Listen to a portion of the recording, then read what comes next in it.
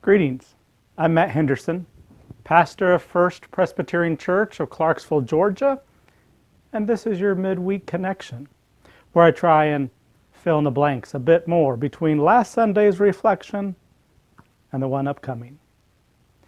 Last week, we centered our reflection on the disobedience of Adam and Eve and the consequence of their sin. You see, God had given them amazing freedom, great responsibility, and most importantly, an abiding relationship with Him.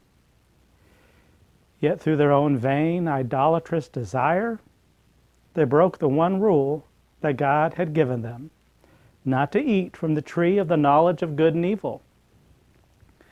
In doing so, their nature was changed. The Bible indicates that their eyes were opened in such a way that they were filled with guilt, shame, embarrassment.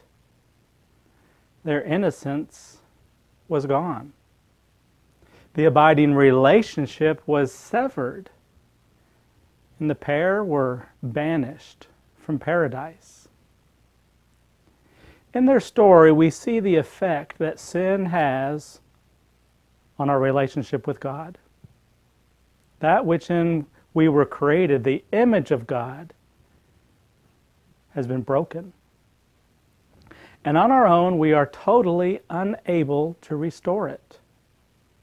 Yet God continues in mercy to bless and to provide. Although the relationship has been broken, we see God's care continue. God clothes the pair, and God provides a family. In the next part of the story, we see how sin affects the familial relationships, their children. Cain and Abel are plagued by sin's effect. Brother to brother, the sin of jealousy and pride cause a rift. Cain comes to the altar with a chip on his shoulder, and when his offering is not favored, Cain acts out in anger against his brother Abel. And the first brother becomes the first victim of the first murder. And the power of sin destroys the first family. Yet God continues to show both justice and compassion.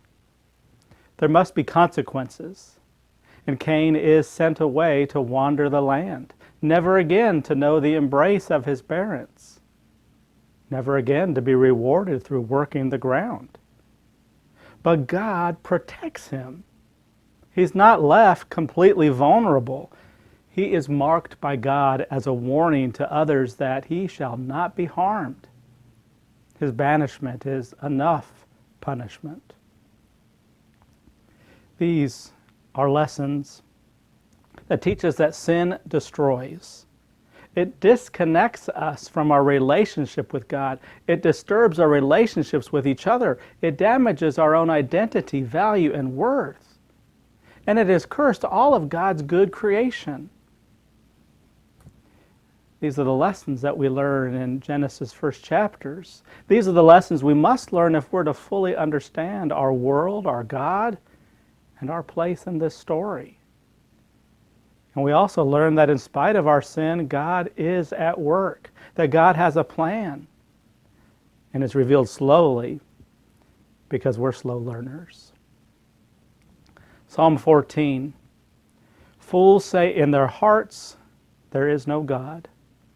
They are corrupt, they do abominable deeds. There is no one who does good. The Lord looks down from heaven on humankind to see if there are any who are wise, who seek after God. They have all gone astray. They all are alike perverse. There is no one who does do good. No, not one. Paul, in his letter to the Romans, chapter 3, puts it this way. Apart from the law, the righteousness of God has been disclosed and is attested by the law and the prophets. The righteousness of God through faith in Jesus Christ for all who believe, for there is no distinction, since all have sinned and fall short of the glory of God. And they are now justified by His grace as a gift through the redemption that is in Christ Jesus, whom God put forward as a sacrifice of atonement by His blood, effective through faith.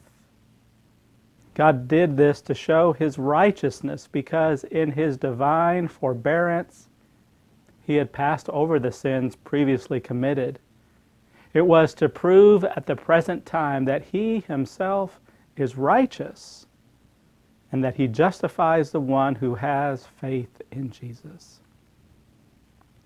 We have the luxury of knowing the good news, of knowing the end of the story, the lessons that we are learning and relearning and being reminded of here in these early beginning chapters. They can sometimes feel like a bunch of bad news, that our sin completely destroys, that there is no hope.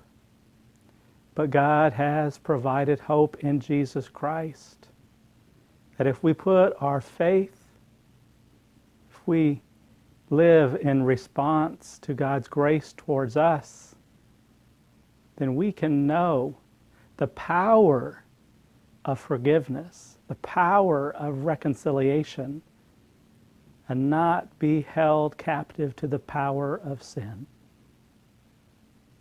Friends, know this and be at peace. And I'll see you again on Sunday.